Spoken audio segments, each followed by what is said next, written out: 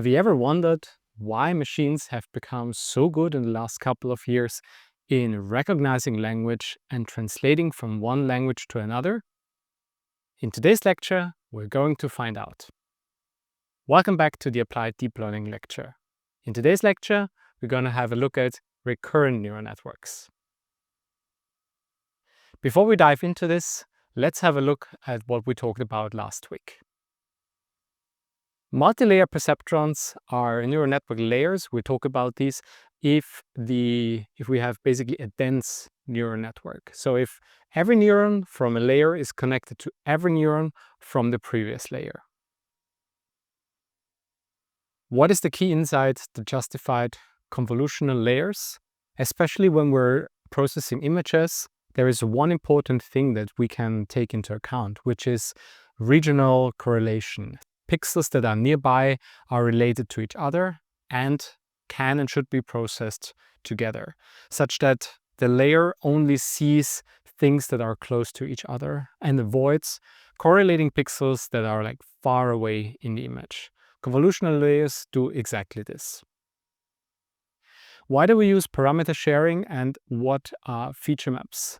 So parameter sharing means that we actually only learn the same weights for an entire layer. So we're learning one feature, but learning this feature everywhere in our input.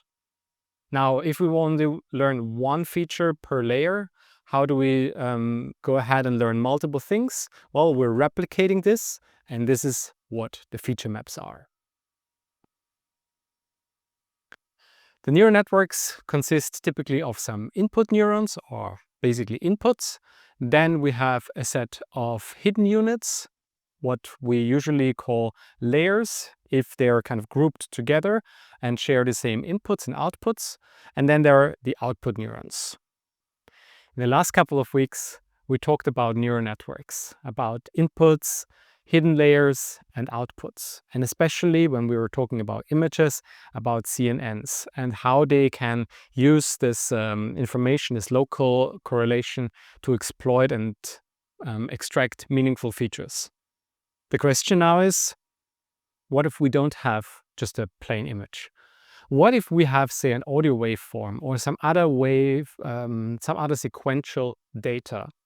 Well, the answer is we can also use CNNs for this, because they just expect a grid-like structure. And if we have a sequence, we can obviously view this as some kind of one-dimensional or multi-dimensional structure. So if we have an audio waveform or a video or something, we can use CNNs. Remember last week when we watched the YOLO video and saw the bounding boxes jumping around within the video? Well, the reason was because each image frame was processed on its own without considering previous or the next frame. And we can use CNNs obviously for sequential data like videos. And how we would do it is we basically take a window of inputs, say 3 inputs at the same time, and then we produce an output. And then we move this window forward, take the next 3 inputs, and the next, and the next. And for each step, we produce an output. And of course, this works, but we have a fixed size input, only with these 3 digits. We only have a fixed size output, and the number of computations that are available here is also fixed. So if we are now at this state here, where the CNN sees the digits 6, 1, and 5, it doesn't have any memory or any knowledge of what came before. So the lack of understanding of previous information is a real problem. So the solution is quite simply, we need to persist information. We need to have some sort of memory, some understanding of what came before. And the recurrent neural network is giving us exactly this. So let's have a look at how such a recurrent neural network could look like. We have a chunk of a neural network, schematic A here in the center. We take an input, so xt at a time step t. Time step would be within our sequence where we are. So the first thing would be t0, and then t1, t2, etc. And at each output step, we are producing an output, OT, and we're also feeding the information, whatever we produce, back into the recurrent neural network. So we have a loop in here, and we can potentially reuse some information that we've seen in the past. This loop seems a little bit mysterious, but if you think about it, how you can actually implement it, or how it is implemented, is that this loop can be unfolded. Same as in recursion, we can just unfold this loop, and then we would have, as you can see here, for each time step, we repeat this A, and we feed in x0, x1, x2, etc. until our end of the sequence. Within RNNs, we're also using parameter sharing, and what we're doing here is they're specified in terms of this transition from one state to another. And the weights that we're using when we're iterating over this thing is actually fixed across all time steps. This allows us to generalize to sequence lengths that we basically haven't seen during training. And it actually also provides a statistical strength across different positions in time. What I mean by that is that it doesn't really matter whether I say I moved to Berlin in 2022 or in 2022 I moved to Berlin. We want the recurrent neural network to understand both of these sentences mean the same. And by using parameter sharing, we actually don't care where exactly in the sequence something appears, but only the tokens that come before and after. So I moved to Berlin. This is the sequence that kind of the network is picking up on. How do we train such a neural network? We use backpropagation through time. Basically, we're still within the same framework of backpropagation that we've seen in the last couple of lectures. So we simply apply the backpropagation algorithm, but to the unfolded graph. Now, if we have the unfolded graph, one thing you can see here is, well, it gets increasingly harder to parallelize this because the computation on one step depends on the output of the previous step. So we actually have to step through the entire graph. We must retain the memory of everything, and the states need to be stored and then reused as we make our backpropagation pass. So this becomes increasingly expensive to train, especially for memory, in terms of like memorizing everything that happened and unfolding the entire graph. The use of shared parameters in different time steps has one assumption, and that is of a conditional probability distribution that is stationary. What it means is that the relationship between the previous time step and the next time step is independent of t, of where we are within the sequence. It's exactly what I said before. I moved to Berlin should be recognized as the sentence, as the information, regardless of where it appears within the sequence. For recurrent neural networks, we also need to use activation functions, and the most frequently used activation functions in recurrent neural networks is the hyperbolic tangent function. It has some really nice properties, which is, it's bounded between -1 and 1. It's computationally easier to compute than the sigmoid. And it has some other nice properties, especially that were within this -1 to 1, because obviously you can also use a ReLU or some other activation functions. But imagine that we're feeding information from one layer to itself. And if we have an unbounded output, the output value that we feed back into the neuron itself can like grow and grow and grow, as with a rectified linear unit, because it's unbounded. So linear units typically are not really used in RNNs because they produce exactly this effect that I just mentioned, which is also called exploding. Not only the values can explode, but actually also the gradients that we compute when we do our backpropagation through the RNNs. So we actually have two phenomena that we're going to talk about now: vanishing gradients and exploding gradients. So what happens here is that, the gradient is propagated through many stages here. And On the one hand side, we want to have these long-term dependencies that must travel through many stages. We want to have information that comes from the beginning of the sequence and still have available at the end of the sequence. So the signal must be able to kind of vanish. But at the same time, we have short-term dependencies that have produced just a much stronger signal, and small perturbations there can already interfere with the signal that we're getting from these long-term dependencies. And that means now, on the one hand side, we want somehow information to flow through this for a long time, but it should also be able to, disappear. And there are special cells that can mitigate this problem, but still we have to be very careful, because if we're not careful, then the values that travel through our network just become smaller and smaller. Like signal must be able to vanish. But if it vanishes completely, then for the lower layers, we do not have any signal to train on. Therefore, our gradient vanishes and we are not training those neurons.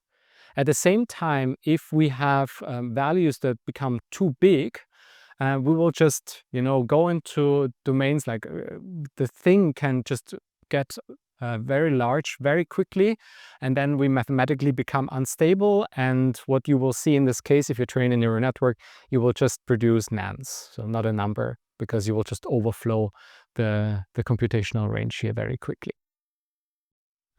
One technical tool that we can actually use to help us a little bit with especially the exploding gradient is gradient clipping. So what can happen is that our loss surface has a kind of a steep cliff. And this steep cliff is generally fine. Like our gradient can look like this. But the gradient itself will all of a sudden be very large here at this point, because we can make a huge improvement by taking a step in this direction, as you can see here in the left figure. The problem now is we're looking in the right direction, but our update step will take this gradient into consideration and potentially make a large step, which catapults us into a range where we actually did not want to go, because we're too far. And what gradient clipping does is it just numerically limits the value that we can have here to, say, 10 or something. And then this helps us. So if the gradient, which points us in the right direction but is just too large, we will just clip it down and therefore make a smaller step and help us, especially when we're at these sharp cliffs, to not overjump our solution and stay numerically more stable.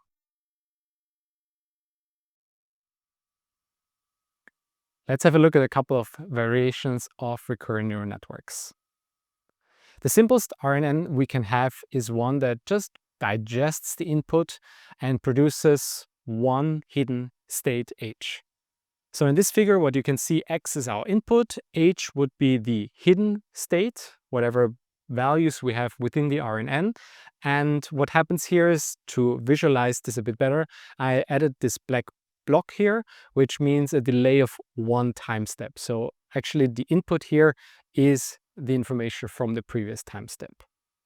Now what happens is, if you unfold this, we start with some initial state, random initialization of the hidden state. We feed in x t minus 1 into the hidden layer t minus 1, feed that forward into the, at time step t, the xt, and so on and so forth. One thing you might wonder at this point is, well, we're just digesting the input and don't output anything. What is this good for? Well, you can, for example, produce a hash value of some sorts, or have some kind of way of compressing information. But we will see some places where this will come in handy a little bit later. The first step that we can make now, away from just ingesting information, is to actually produce something in the end.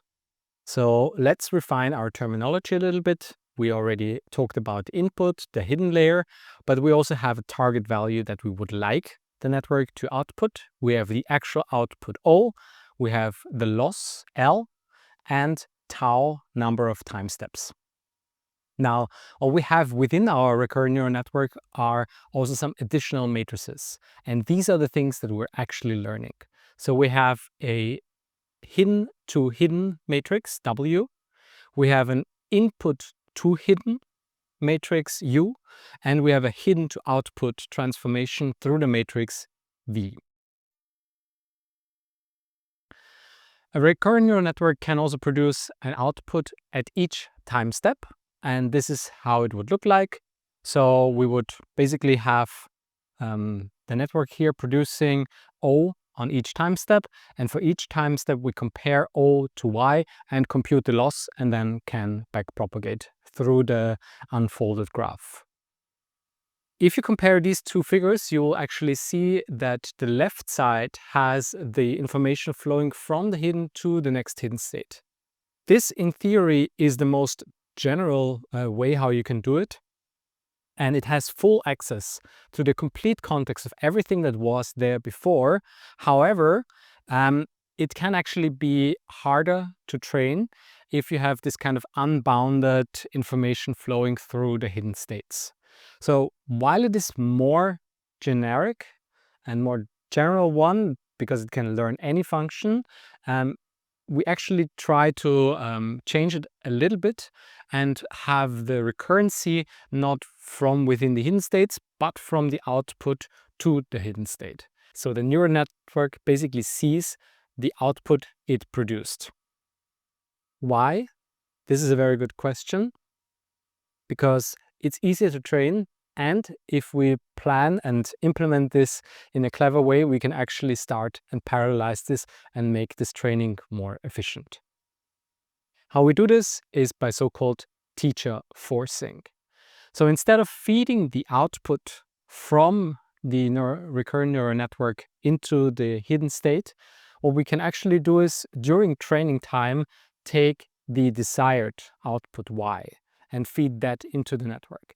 And if you think about it, it kind of makes sense.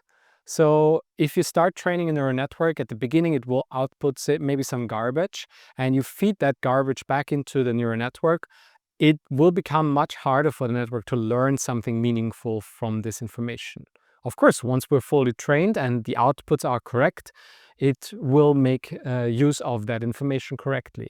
But especially at the beginning, this is much harder. So instead of feeding that output, we use the ground truth and feed it in. And of course, at test time, we don't do this. At test time, we actually use the output.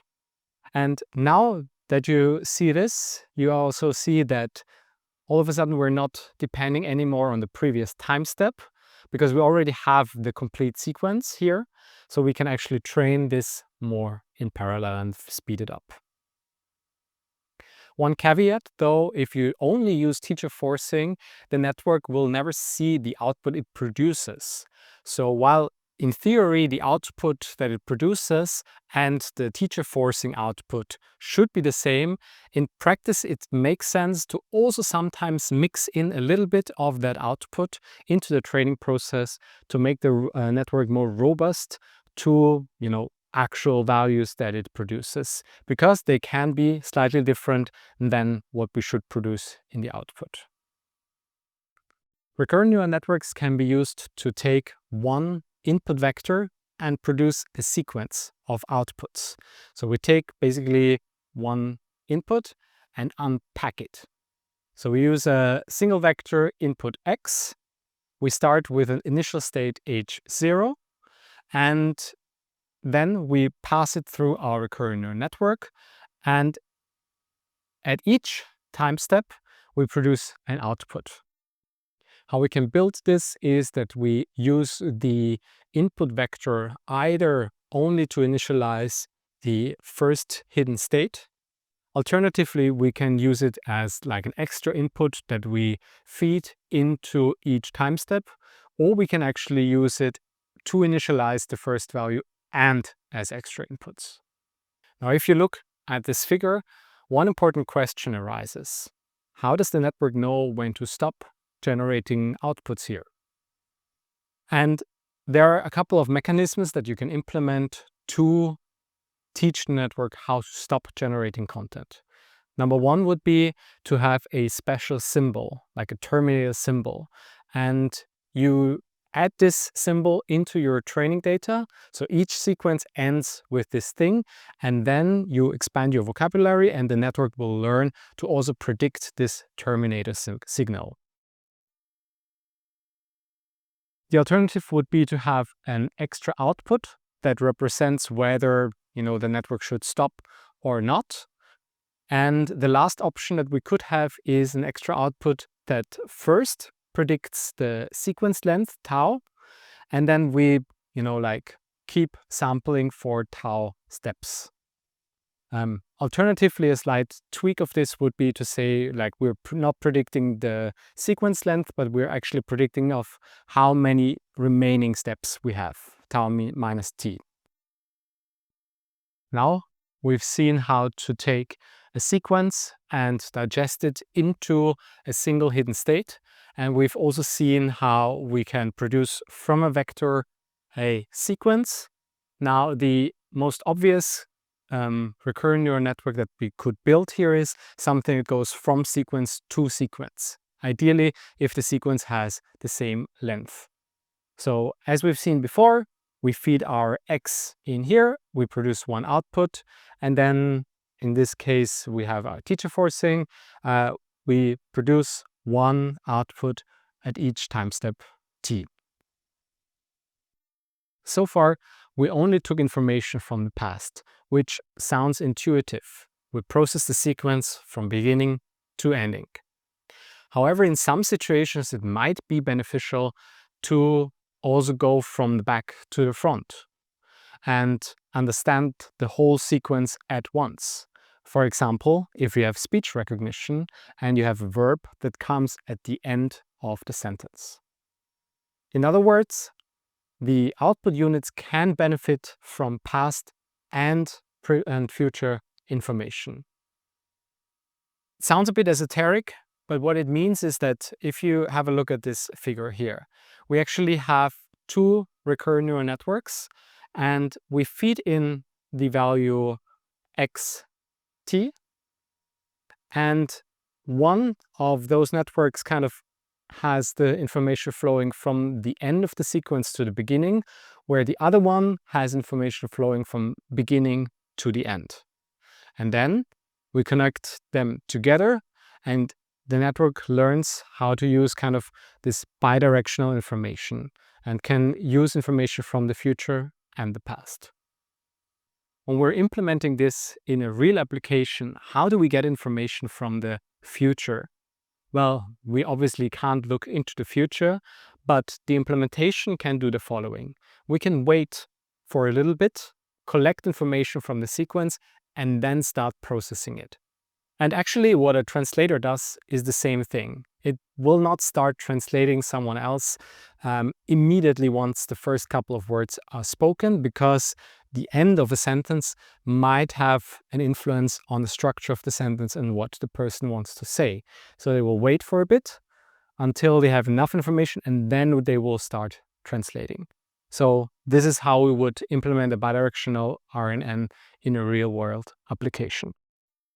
If we have a recurrent neural network, it becomes especially powerful once we can process sequences to sequences that have different lengths. So our input might not be the same length as the output. If you translate a sentence from German to English, the number of words doesn't have to be exactly the same. How do we do this? We have a so-called Encoder-Decoder principle. We've already seen this before, and I promised you how this ingesting information would make sense. And this is where it comes in. So the first part of our recurrent neural network, the encoder, takes information from the input sequence and encodes that into a context C, into one hidden state that kind of captures all of the information of the input sequence.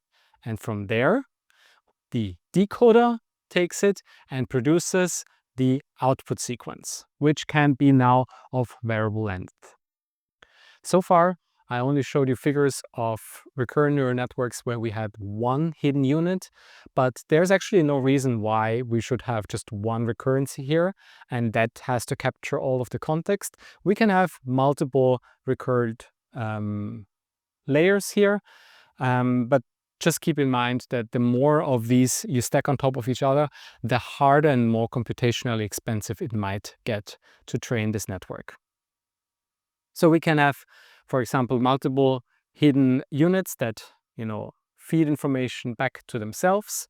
We can have a intermediate computation that is used by at all parts, like from the input to the hidden state, between the hidden states, as well as from the hidden to the output.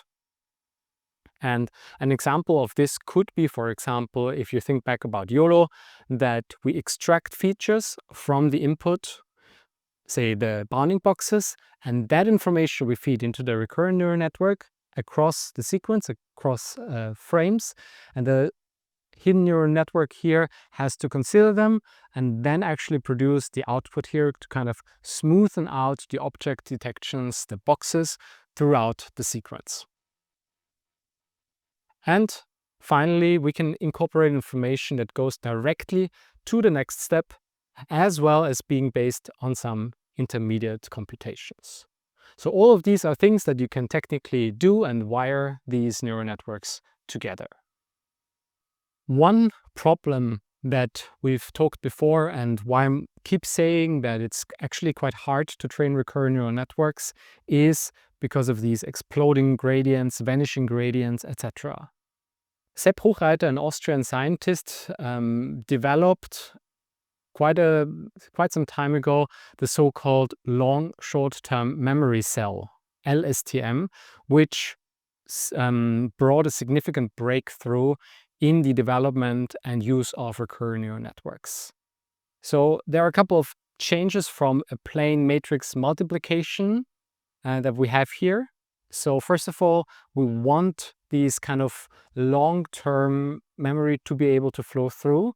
And what helps is if we swap the matrix multiplication with an addition here. So we have a couple of self loops and a couple of, what you see here is gates that can actually control how the information flows through here. Now let's have a look at this image here a little bit closer and see, okay, we have our state. We already had that before. We have our input and our output. That part is clear.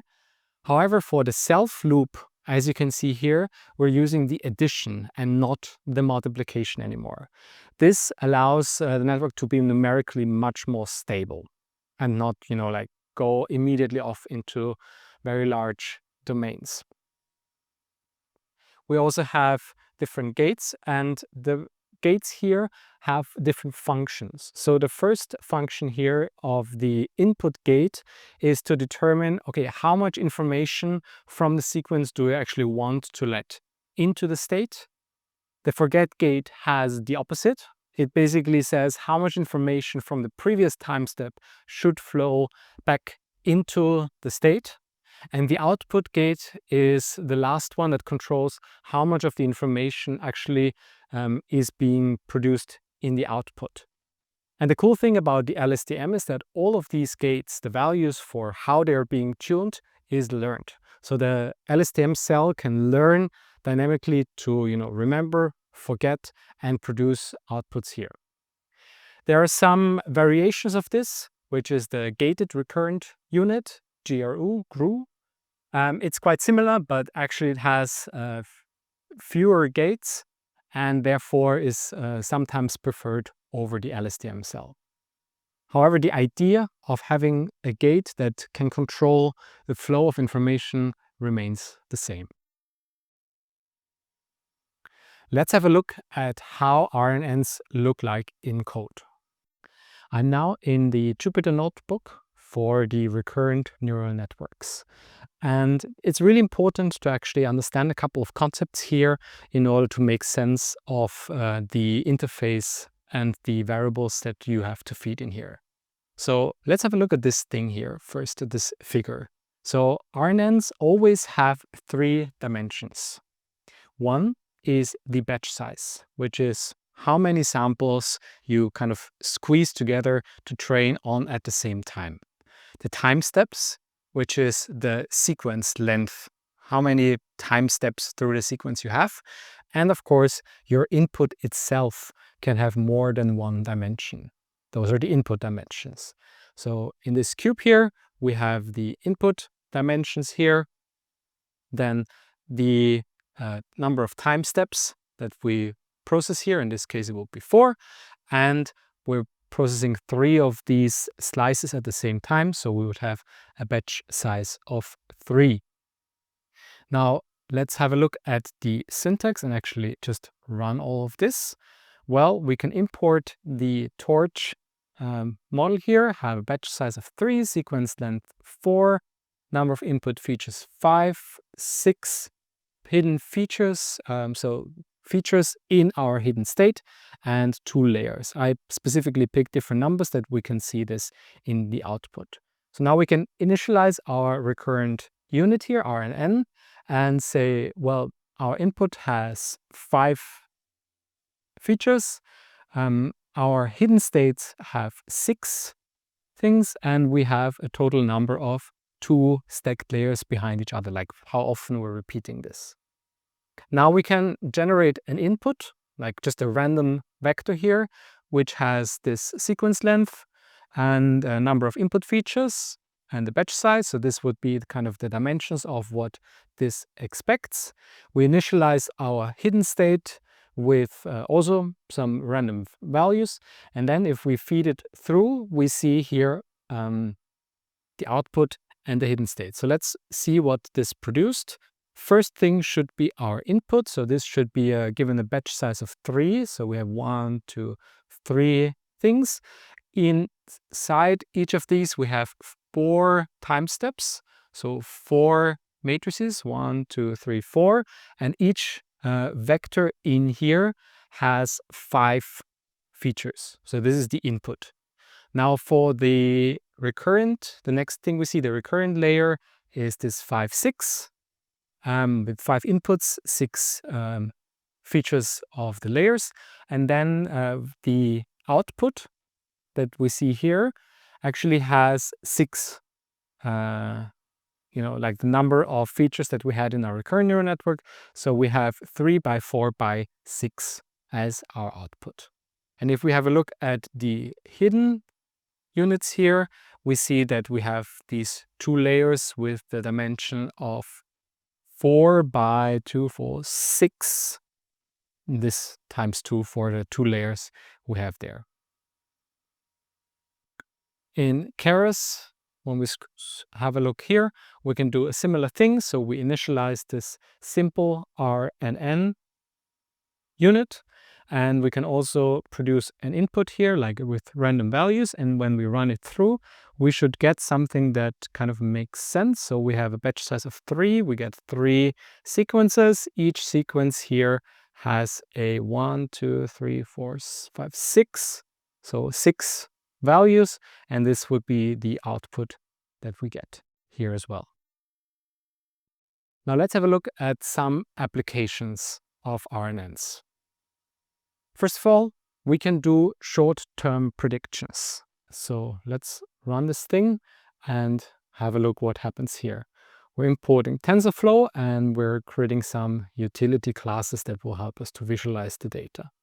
Then we start off with generating some fake data that has some sequence here, something that kind of makes sense appearing next to each other. Then we have our hyperparameter, and then let's visualize the training sequence. So we're also obviously not training on the entire sequence, but on small windows here. So that you can see these would be kind of the short snippets that the network would actually see. Then we start to prepare our data set, and looks good.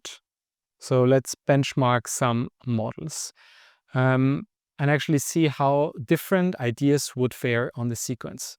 First of all, we have here 3 different ideas. One would be to just pick a random value So we basically pick any random value here, as you can see here, which I think will not be a very, very meaningful model for predicting the next value, but maybe it's, at least it's a benchmark that you can say, well, just produce random values. The next one would be to just repeat the last value. And then we have a benchmark that kind of takes the last two values and try to predict the trend from those two and take a step in that direction. So we have 3 neural network models for comparison that have different complexity. So now let's have a look at the outputs here. So for the random model, we obviously don't have any parameters, same as for the last and the last two. So we don't have any parameters that are trained. And then we have one model here that has a linear.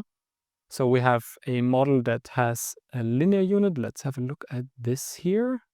So model linear, which has one dense layer that we're using as a benchmark.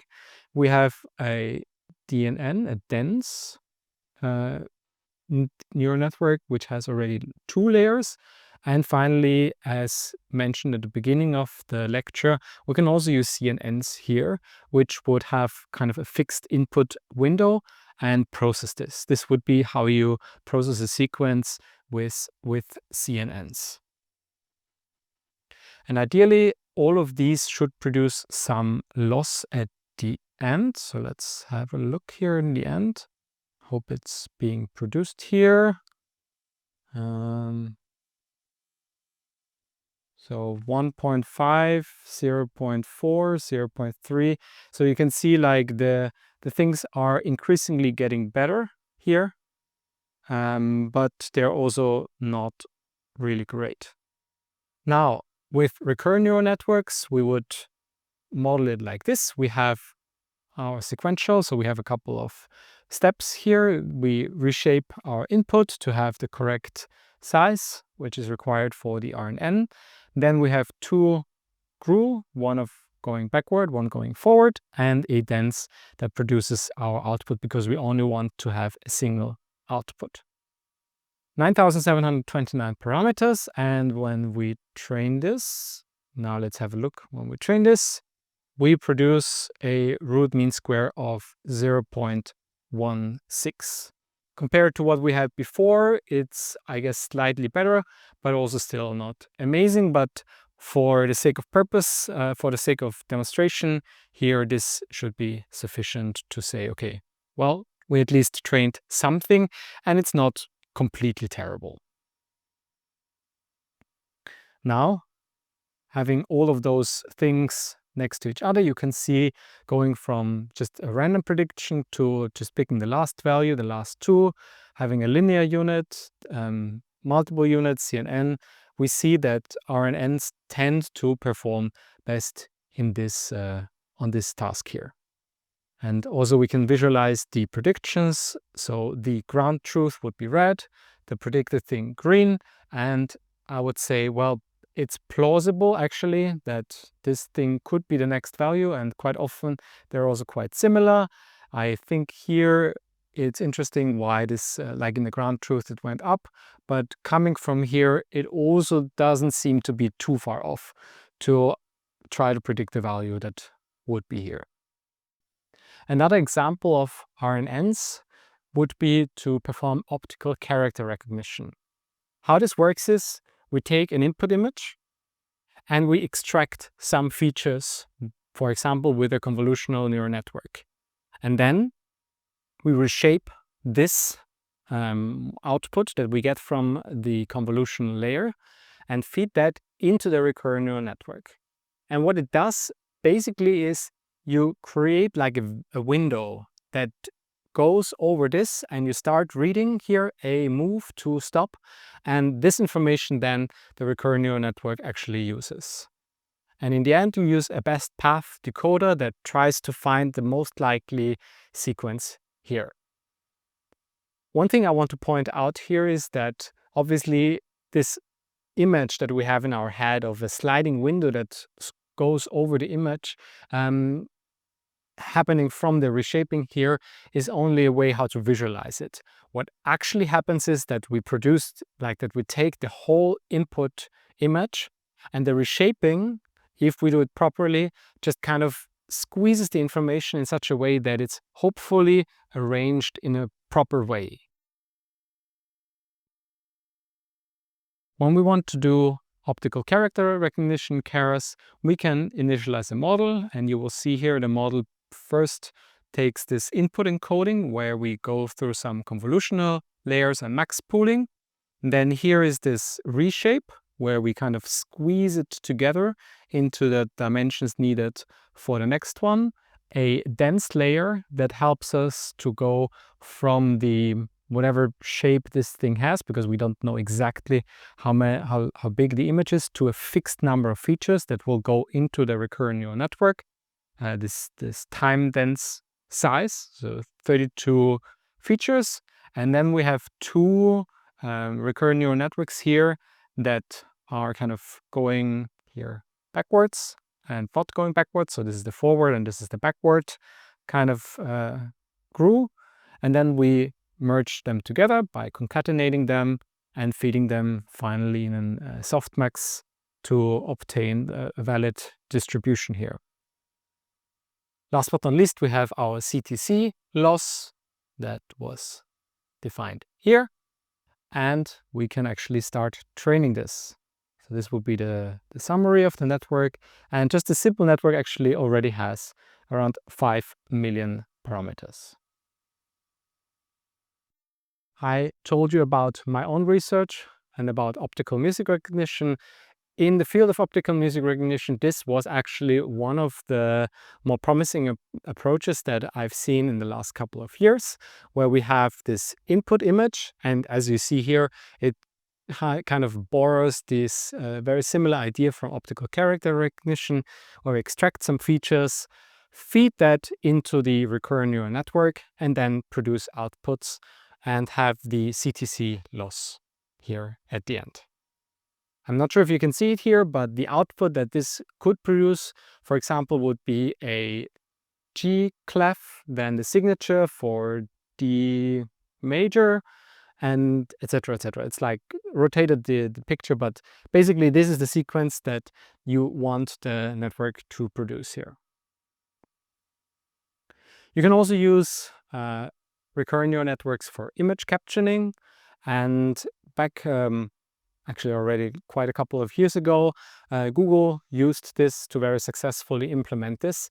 And as you can see here, the architecture is still relatively similar. However, the feature extractor here was already much more powerful that they used. When you perform speech recognition, you can actually also borrow some ideas from the visual domain and take the audio waveform and this raw sequence of data and actually transform that into the MEL spectrogram. If you don't know what the MEL spectrogram is, it's basically a representation of the frequencies. So we split up our frequency band into buckets that kind of makes sense in terms of how humans hear evenly. And then we have an image, and we already know how to process images. So this is basically then going with a CNN to extract features, going into the recurrent neural network, and then process the information. With all of this, you should probably already be able to read a diagram like this more easily. So again, we have our raw input, we transform that into the MEL spectrogram, then we extract some features with convolutional layers here. Additionally, we have an attention layer here, and then we go into the recurrent neural network. I already mentioned it several times, the Connectionist Temporal Classification loss.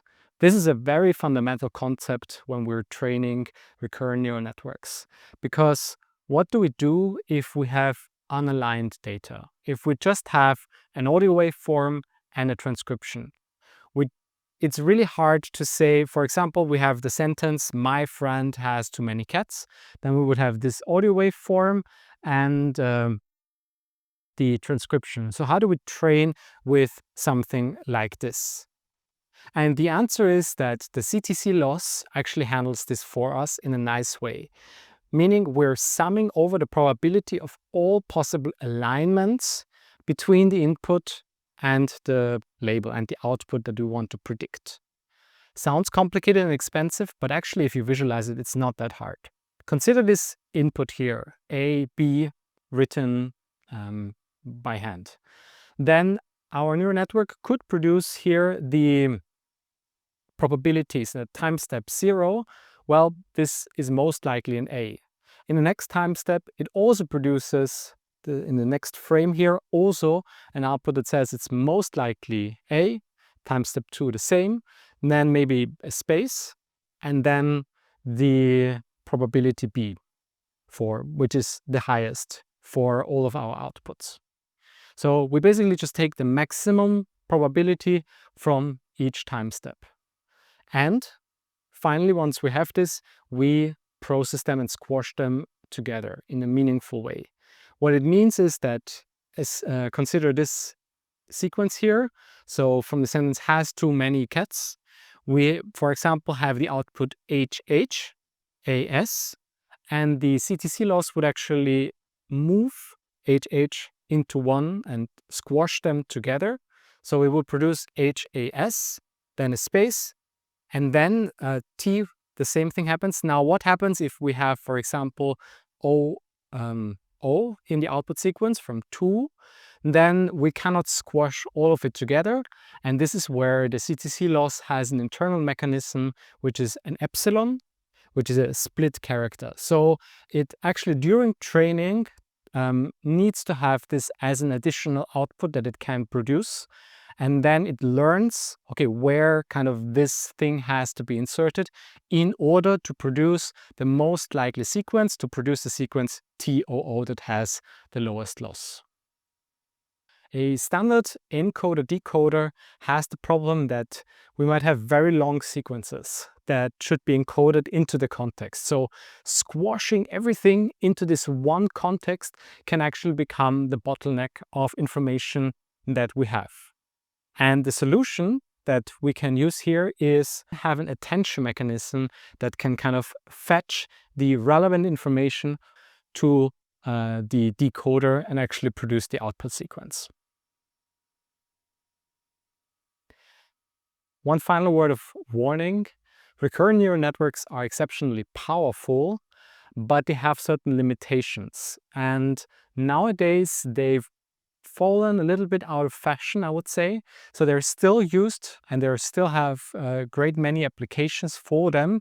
However, the biggest advancements that we often see nowadays when we process sequences happen with attention mechanisms and so-called transformers, which we will cover in a later lecture.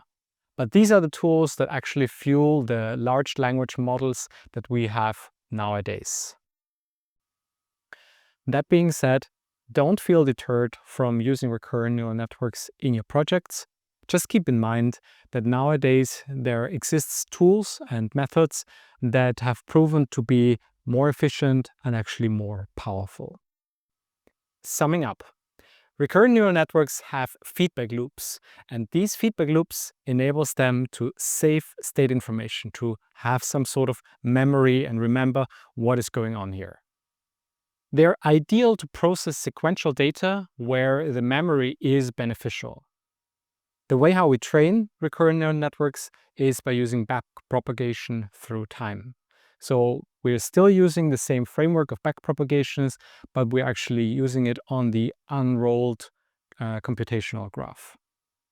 They're much harder to train than convolutional neural networks because of vanishing and exploding gradients. If you think about a matrix multiplication that just feeds itself, and just is repeated over and over, it's very easy for this to, go out of bounds. Recurrent neural networks can process arbitrary input and output sequences, and in order to help us be more efficient there, we can have so-called long short-term memory cells or gated recurrent neural networks that can handle these long-term dependencies better And the key insight there was that we are replacing a matrix multiplication for this state feedback loop with an addition. And finally, CNNs and RNNs play really well together to solve challenging problems where you extract features and then use that in the sequence processing. That's all for today. I wish you a great week and see you next time.